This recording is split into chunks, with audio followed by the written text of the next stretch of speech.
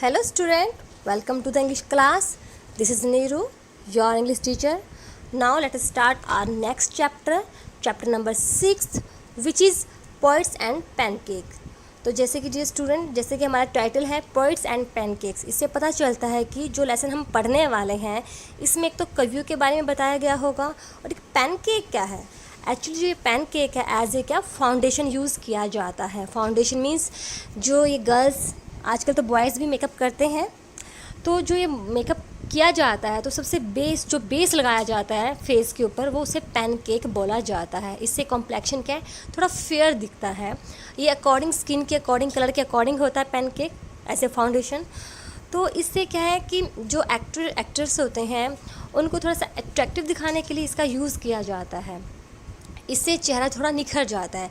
But इस जो lesson में पैनकेक का जो यूज़ बताया गया है, ऐसा बताया गया है कि जेमिनी स्टूडियो में पैनकेक के ट्रक भर के आते थे। मीन्स यहाँ पे जो एक्टर एक्ट्रेस को जो पैनकेक इतना अधिक थोपा जाता था कि जो उनकी ओरिजिनल जो उनकी ब्यूटी होती थी वो ओरिजिनल अधिक सुंदर दिखते थे। जब उनके ऊपर मेकअप कर दिया जाता था तो वो बहुत ही अगली दिखते थे। मीन्स एकदम राक्षस की तरह कुछ ऐसे करैक्टर दिखते थे। तो इसमें यहाँ पे थोड़ा सा कह सकते हैं फ़नी वे में बताया गया है कि पैनकेक का यूज इस तरह से किया जाता था।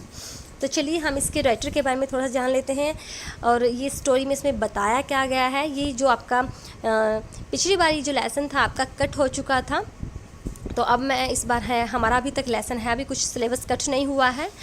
तो इस लेसन में के जो राइटर है अशोकन मित्रन है और ये लेसन है, ये उनका एक ऑटोबायोग्राफी अकाउंट है। मीन्स ये राइटर का ही एक ऑटोबायोग्राफी अकाउंट है। इसके जो राइटर है वो जेमिनी स्टूडियो में काम करते थे। तो ये जो हमारे राइटर है ये क्या है, तमिल लिटरेचर के काफ़ी इंपॉर्टेंट फिगर रह चुके थे। चैप्टर जो है ये उनकी एक लाइफ का एक ऑटोबायोग्राफी अकाउंट है, क्योंकि जेमिनी स्टूडियो में काम करते थे उसी के बारे में। मीन्स इस लेसन में सिर्फ जेमिनी स्टूडियो के बारे में बताया गया है। वहाँ स्टूडियो के अंदर की लाइफ कैसी थी, वहाँ पे कैसे कैसे लोग, किस किस विभाग के लोग होते थे। जैसे मेकअप आर्टिस्ट होते हैं, बड़े एक्ट्रेस का मेकअप कौन करते हैं, फिर जूनियर एक्ट्रेस का मेकअप कौन करते हैं, और एक क्राउड होती है उनका मेकअप कौन करते हैं। तो इस प्रकार से यहाँ पे एक स्ट्रिक्ट हायरार्की होती है। मीन्स एक श्रेणी तंत्र होता है, उसके अकॉर्डिंग इसमें क्या है मेकअप किया जाता है। उसी के बारे में, लाइफ के बारे में बताया गया है। तो इस लेसन में कोई ये नहीं है कि कोई राइटर ने कोई अचीवमेंट्स हासिल किया, कोई चीज़ उसके बारे में बताया गया, उनकी कोई अचीवमेंट नहीं है। बट इस लेसन में थोड़ा सा जो स्टूडियो के अंदर की लाइफ के बारे में बताया गया और उनकी स्टूडियो में जो कभी कवि आते हैं, कभी कौन आता है, उनके बारे में बताया गया है। अंदर रहने वाले जो 2-3 करैक्टर है उनके बारे में बताया गया है। इस लेसन में एक होता है, जैसे कि इस लेसन में एक ऑफिस बॉय है, उसके बारे में बताया गया है।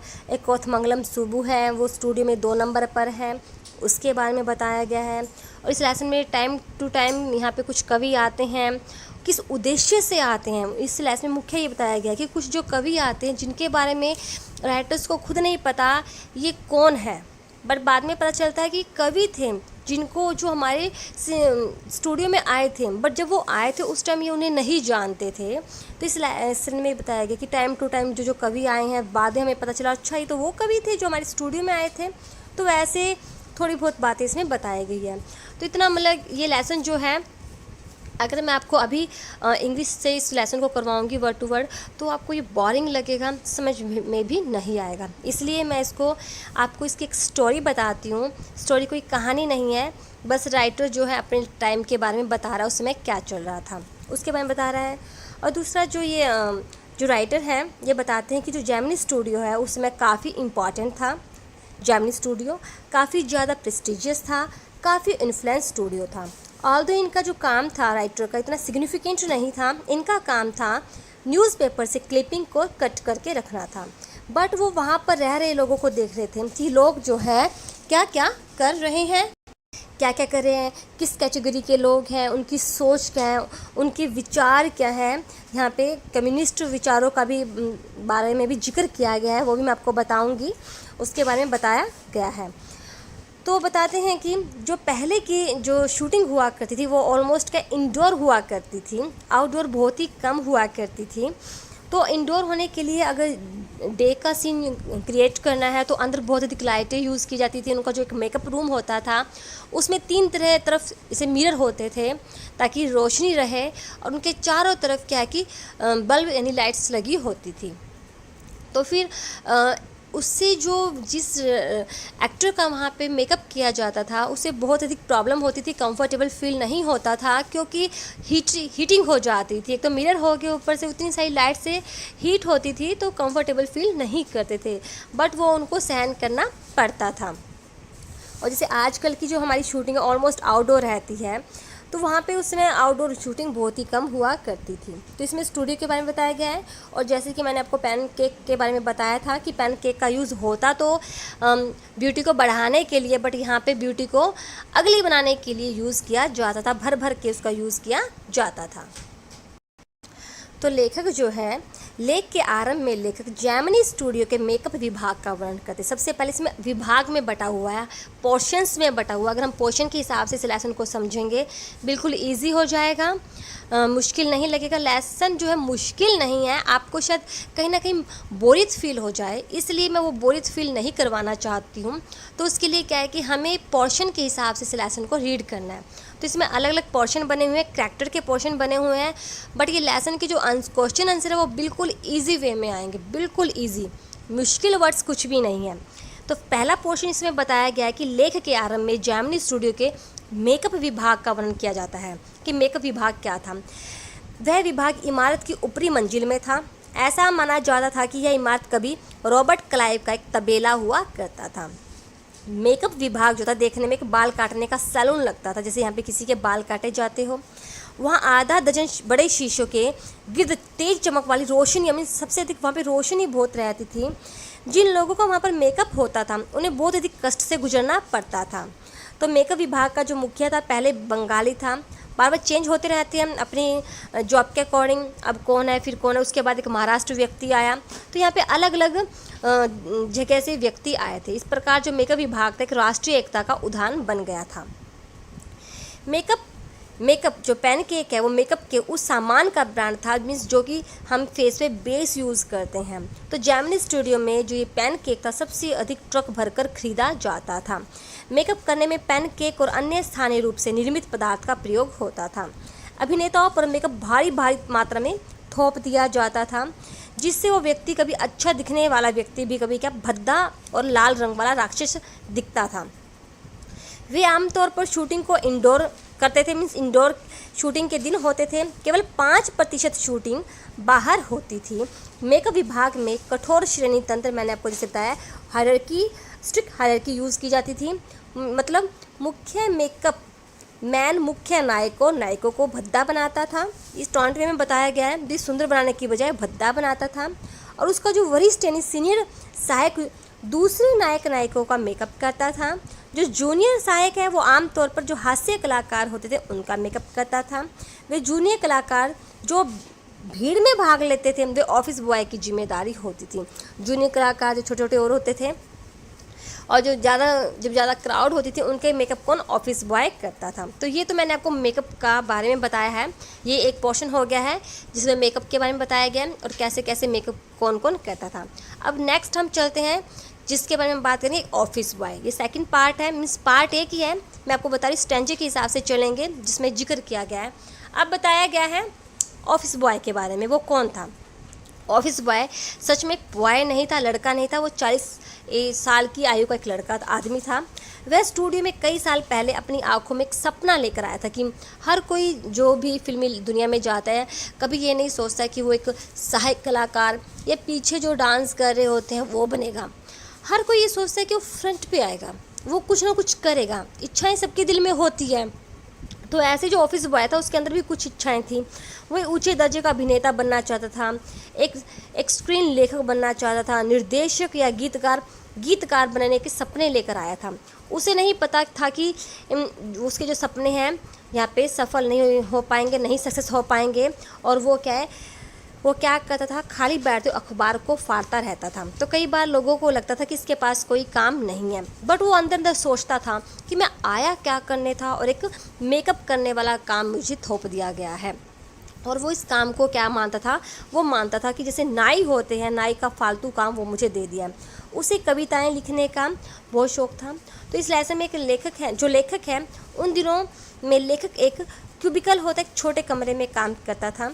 उसे दिन रात अपने मेज पर बैठा हुआ अखबार फाड़ते हुए देखा जाता था। तो जब ये ऑफिस बॉय लेखक के रूम में आता तो उसको बताता कि किस प्रकार उसकी जो प्रतिभा थी, एक साहित्यिक प्रतिभा एक मेकअप के विभाग में नष्ट हो रही है। वो चाहता था कि लेखक उसकी जो कविताएं हैं सुने, बट हर कोई उससे बचना चाहता था। तो लेखक मन ही मन ये सोचता था, काश कि कोई भीड़ वाले शूटिंग स्टार्ट हो जाए। प्रार्थना करता था ताकि अगर भीड़ वाली शूटिंग स्टार्ट हो जाएगी तो ऑफिस बॉय वहाँ पे मेकअप में लगा रहेगा और मैं उसकी कविताओं से सुनने से बच जाऊँगा। ये भी थोड़ा सा हल्का सा फन किया गया है कि अब मुझे इसकी कविताएं सुननी पड़ेगी और ये सुना के ही मानेगा। और काश अभी कोई क्राउड वाला ऐसा सीन आ जाए और जहाँ पे ये चला जाए और मैं सुनने से बच जाऊँ। तो ये हमारा सेकंड था। अब हम थर्ड चलते हैं कोथमंगलम सुब्बू पर।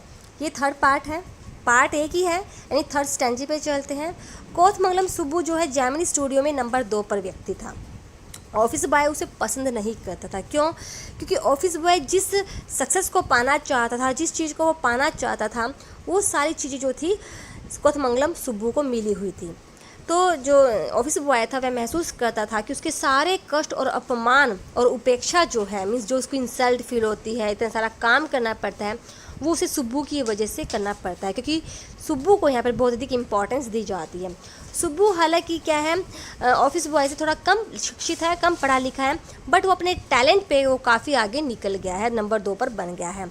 सुब्बू के अंदर एक अच्छी बात यह थी कि वफादारी उसके अंदर थी और उस वफादारी के बेस पर वो आगे बढ़ा है। हम चाहे किसी भी डिपार्टमेंट में चले जाएं, अगर हमारे अंदर वफादारी है अपने काम के प्रति, तो क्या है कि वो इंसान बहुत जल्दी ही ये समझ लीजिए कि वो सफलता की सीढ़ी पर पहुंचने वाला है। अगर उसके अंदर वफादारी नहीं है, काम नहीं करने की इच्छा नहीं है, तो उसके अंदर एबिलिटी होते हुए भी वो बहुत ज़्यादा टाइम तक आगे नहीं पहुंच सकता। बट सुब्बू के अंदर यह थी, वो कभी भी अनिश्चित समय पर, कठिन समय पर आ जाया करता था। उस समय कोई स्थिर फिल्में कंपनियों या स्टूडियो में नहीं हुआ करती थी।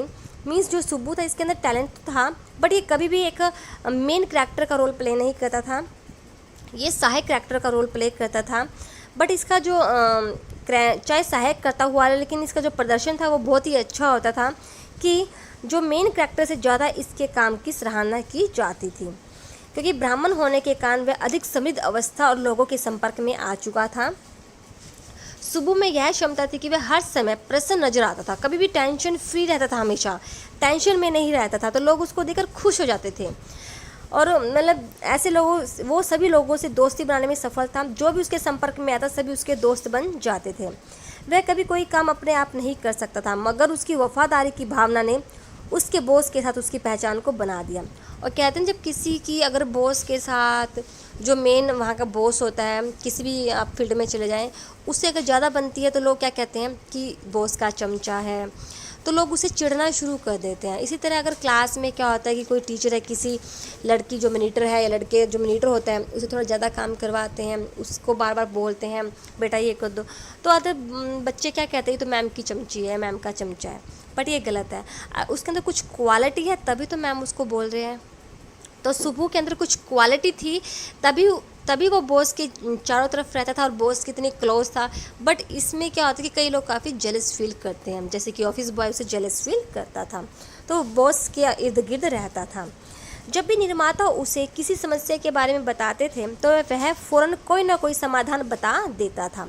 अगर निर्माता संतुष्ट नहीं होता तो वह 14 विकल्प बना देता। मीन्स अगर एक उसने ऑप्शन दिया है, उसे खुश नहीं हुआ, वह 14 और ऑप्शन देता था, तो मतलब निर्माता खुश हो जाते थे। अगर कोई फिल्म बनाई जा रही है, ऐसे समय में अगर सुब्बू है तो समझिए उनका फिल्म का जो काम है आसान बन जाता है। जब सुब्बू जैसा व्यक्ति आसपास होता है तो फिल्म बनाना का काम जो आसान प्रतीत होता है। जो सुब्बू था वह कवि भी था, कवि, और उसने आम जनता के लिए लिखने का फैसला भी किया। फिल्मों में उसकी सफलता ने उसकी साहित्यिक प्रतिभा को छुपा दिया था। इसके अंदर एक साहित्यिक प्रतिभा थी बट वो भी छिप गई थी। उसने लोकगीत शैली में कई मौलिक गाथा गीत लिखे थे। उसने एक उपन्यास थिलाना मोहनाम्बल लिखा था, मोहनाम्बल। वह एक अच्छा अभिनेता था। उसने कभी बड़ी भूमिकाओं की कामना नहीं की थी, दूसरे स्थान की भूमिकाएं निभाता था, लेकिन अभिनेता से अधिक अच्छा अभिनय करता था। जिससे भी मिलता था सुब्बू को उसे सच्चा स्नेह हो जाता था। बहुत से लोगों को वह भोजन खिलाता, सहारा देता, लेकिन उस अच्छे लोगों को कहते हैं ना, दुश्मन भी बहुत अधिक होते हैं, तो उसके दुश्मन भी बहुत अधिक थे। शायद इसलिए था क्योंकि वह बॉस के सबसे अधिक नज़दीक और घनिष्ठ था।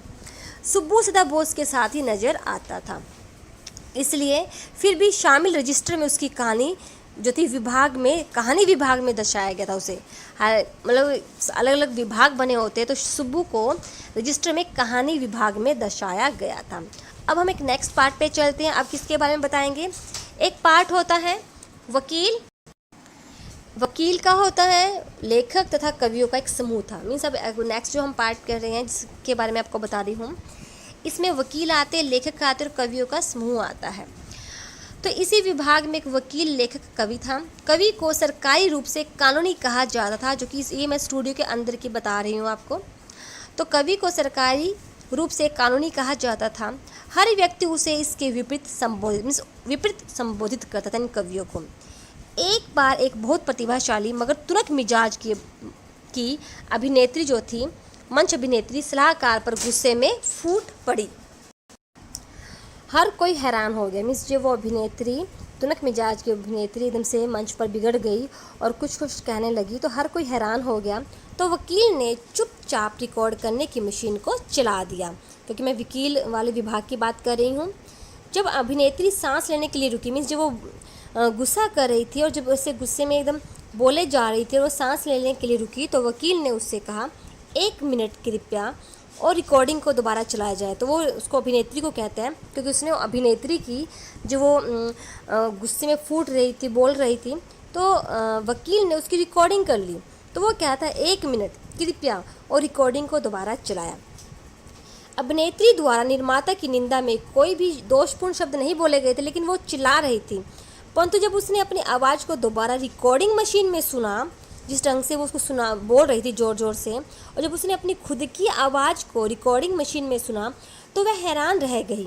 वह देहात की लड़की उन सांसारिक अनुभवों की अवस्था से नहीं गुजरी थी। मीन्स वो उसका एक पहला अनुभव था कि किसी ने उसकी इस बात को रिकॉर्ड कर लिया है, तो उसे ये अनुभव ही नहीं था। तो उसे क्या हुआ, जब उसने अपनी रिकॉर्डिंग सुनी तो उसे इंसल्ट फील हुई, शर्मिंदगी हुई, और वो मतलब वो एक क्या है, एक उसमें सदमे में चली गई, और उस सदमे से कभी उभर ही नहीं पाई।